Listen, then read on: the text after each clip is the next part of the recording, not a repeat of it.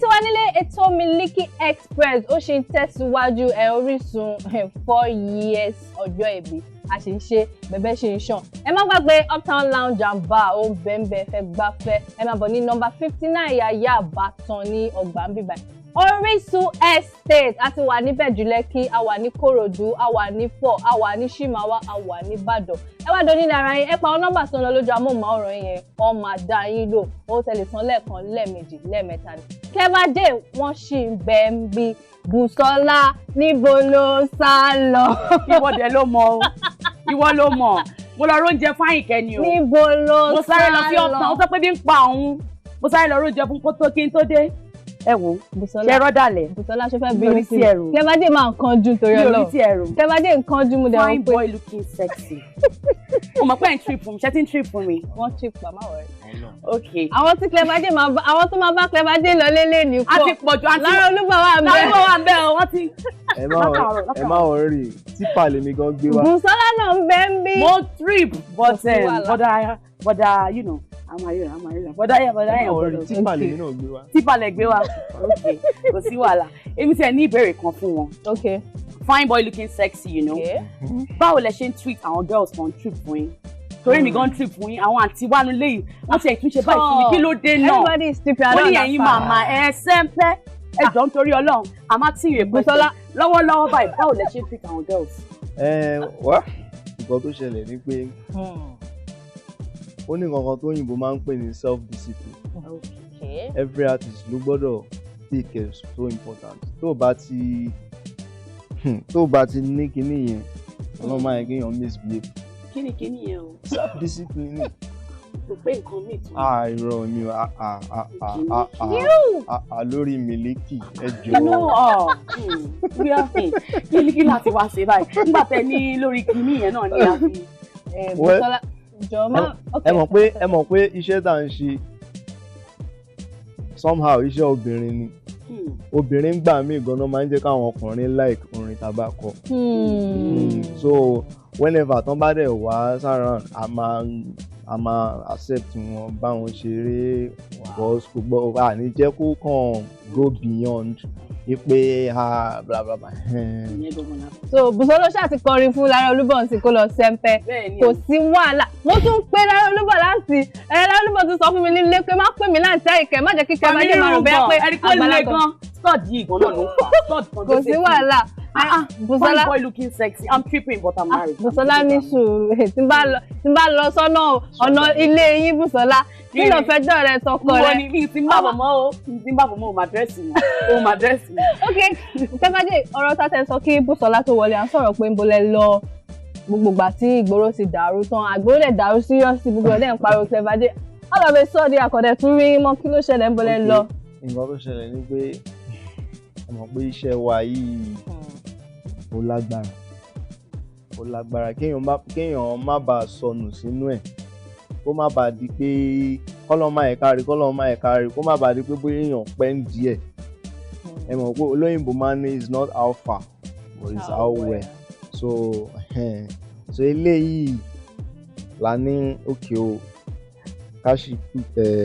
ká put hold sí náà òkè kí ni nǹkan tó ń ṣẹlẹ̀ tó dà pé bóyá ń gbà tá bẹ̀rẹ̀ ń gbà yẹn àṣe dáadáa kí ni it's just mo kàn try láti study business side of the industry what exactly I'm going into so nǹkan tó yẹ kí n put nígbà yẹn ni pé òkè kí n má bàa sọnù kí n tó sọnù àwọn Yorùbá sọ àbí kí n má bàa sọnù kí n tó sọnù àbí báwo ni ẹ ń gbé àwọn Yorùbá sọ̀rọ̀ kan wọ́n ní ọ̀nà kan òwòjà tẹ́ ẹ bá ṣe iṣẹ́ kọrin iṣẹ́ wo lẹ tún lè ṣe àbí ẹni mi tẹ́ ń ṣe aside pé tẹ́ bá ń kọrin.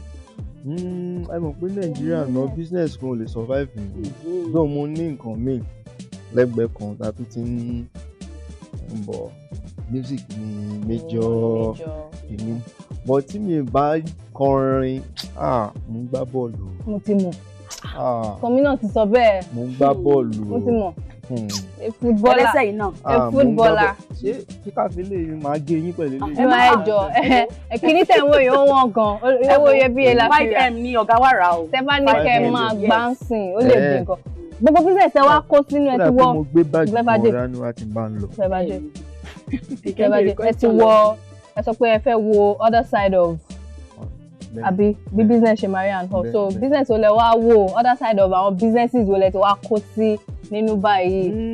Kò ń ṣe pé bóyá kó sí nínú ẹ mọ̀ pé Nigeria presently talent is not enough. So gbogbo ẹ kí nǹkan ṣáà lè dán mọ́rán and adúpẹ́ lọ́dọ̀ Ọlọ́run mo ti padà ń sìn ẹ ti ń rí and this time around it's not just pé ẹ kàn fẹ́ rí Klever Jay everybody ti mọ̀ normal different Klever Jay lè máa rí this time around. So nísìnyí ẹ ti padà sínú rẹ̀ àmọ́ ẹ mọ̀ gbogbo àtẹ fi padà ẹ náà oríṣiríṣi àwọn fans yìí náà ti máa lose wọn fún. Mi lose wọn o. ló ẹ máa gbọ́ nígbà tó yẹ pa ti rí Klever Jay ó kọ́ dédé rí yín mọ́ fine ọ̀ṣì máa wà ń bẹ̀ bọ́ ẹ mọ̀ wọn ní pọ̀ tó ìgbà yẹn so nísìnyí tẹ́ ti wá padà dé àwọn kò lè wá ń ṣe láti ẹ̀tún ti mú fajú gbogbo wọn mọ́ra kí lẹ̀ ń rò kí lẹ̀ ń ṣe pọ̀ ń sí láti fa ojú everybody mọ́ra. ok ọdún yìí nìkan to the glory of God at least I had to drop like iṣẹ́ bíi 5 sí 6 tó yẹ pé àwọn ó jẹ́ kí attention àwọn fans yẹn kó padà pé ẹni yìí ó sì ṣe kíní yìí bla bla bla no eléyìí mo tún kíní kan bla bla bla ẹ mọrú nǹkan ọbẹ̀ so adúgbò lọ́dọ̀ Ọlọ́run attention yẹn ń padà even beyond nǹkan tá expect but so adúgbò lọ́dọ̀ Ọlọ́run it's a gradual process adébẹ̀. ẹ sọ pé ẹ ṣe drop àwọn iṣẹ́ kan inú àwọn iṣẹ́ tẹ drop àwọn olè ṣe collabo pẹ̀lú abẹ́rẹ́ nìkan lẹ dá ṣe gbogbo. ok ìkan nínú wọn ni peradventure tí mo feature Mr. Medi. ìkan nínú wọn ni happy people mo feature Terry G.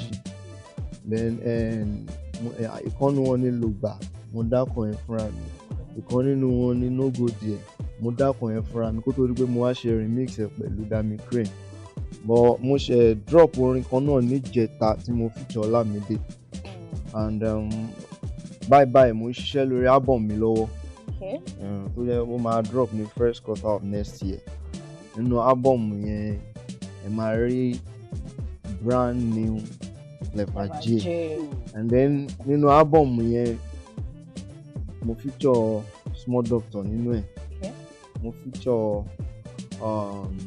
mo ti sọ Olamide lẹ́ẹ̀kan mo feature Vector mo a whole lot of them ṣá. kí ló tẹ wá feature àwọn èèyàn tó pọ̀ tó yẹn nínú rẹ̀. no nǹkan tó ṣẹlẹ̀ ní pé bí abala méjì ni section kan wà nínú ẹ̀ tó yẹ pé àwọn orin tèmi fúnra mi dákọ̀ lè máa gbọ́ ní ẹ̀mí so ìkejì wà tó yẹ pé àwọn èèyàn tí mo ti feature àwọn èèyàn lè máa gbọ́ mi so it's not like a full featuring album. ẹ bá wa yọ̀gójú yìí gbogbo ẹ̀kọ́ dúdú mọ́ra àwọn ẹjọ́ mi ní kẹgbẹ́ sókè ẹjọ́ náà aṣèrànlójú Klever Jay abójú tì í ni ojú ẹ̀sìn ní kẹ̀. mo tẹ̀gbọ́ pójú máa ń tì í gan ṣé òótọ́ ni wọ́n ní ẹ̀kí ń jáde ẹ̀ lọ club ẹ̀. ẹ̀rọ tó ń ṣiṣẹ́ ń diṣẹ́ wa yìí ojú àti kò tí ì bẹ̀rẹ̀ o. bá a ṣe gbọ́ náà nìyẹn. ọ̀sẹ̀ tá a wà yìí àjọ̀dún wa là ń ṣe torí Orísun ti pé 4. wow. ìyẹn náà pàtẹ́wọ́ sí yẹn so a fẹ́ kí ẹ kọrin fún wa. Okay. ẹ mọ̀ ká ti ṣe birthday nìyẹn ẹ kọrin fún wa. We thank God for your life, for His so good kindness to human. Spare your life since you was born, and up to today you still kicking up. So many was born on your birthday, home that today they live no more. So many was born on your birthday, home that today they live no more. We really thank God for saving your life, 'cause so many things passed you away that never takes you along. Happy birthday to you, Orisun. Happy birthday to you. Happy birthday to you. Yeah. Happy birthday to you, Orisun. ẹ̀dẹ̀ bá akọrin Yorùbá ẹ kàn bá gbé lọ lóyìnbó ẹ ṣe ẹ máa wá sí studio wa kọrin fún wa. ẹ bá gbé lọ lóyìnbó ẹ bá kẹ́ tó máa lọ́lẹ̀ ọmọ olúbo níná. ọmọ Ògùn ni mí. Ògùn Ìjẹ̀bú Abẹ́òkúta. Abẹ́òkúta. Wow. A dúpẹ́ pé a pè yín pé ẹ jẹ́ wá tí gbogbo àwọn olólùfẹ́ Klever Jay tí wọ́n bá tẹ̀ fẹ́ bá yín sọ̀rọ̀ ṣe wà lórí Twitter, IG, Facebook ẹ bá wa fún wọn. Ok, lórí Facebook ẹ lè ta sí mi lórí Facebook Klever Jay Klever simple. Lórí Twitter @CleverJ01 @CleverJ01 KleverJay01. Lórí IG same thing Klever Jay KleverJay. Ẹ̀yin ará ilé Klever Jay ṣì máa padà wá sórí ètò dáadáa àmọ́ lọ́wọ́lọ́wọ́ báyìí ẹ jẹ́ ká lọ gbọ́ orin Klever Jay.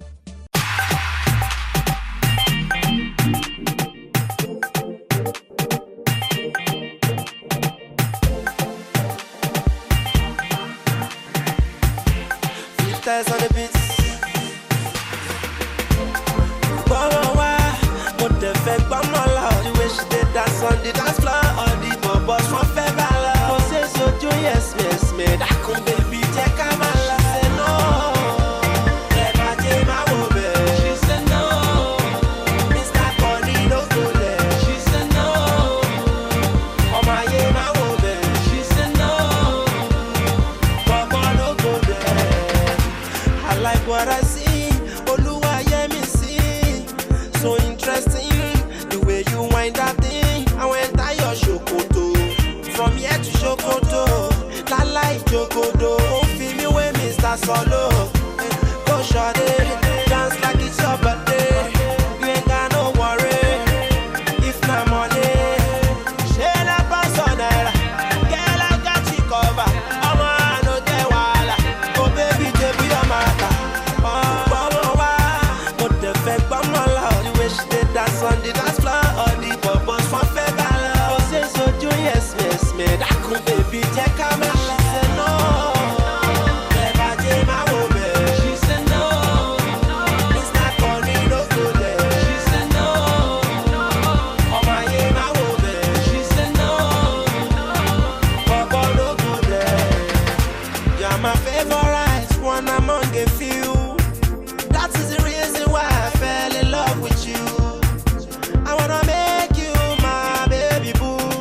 Oh Lord, you come and do. Place no one above you.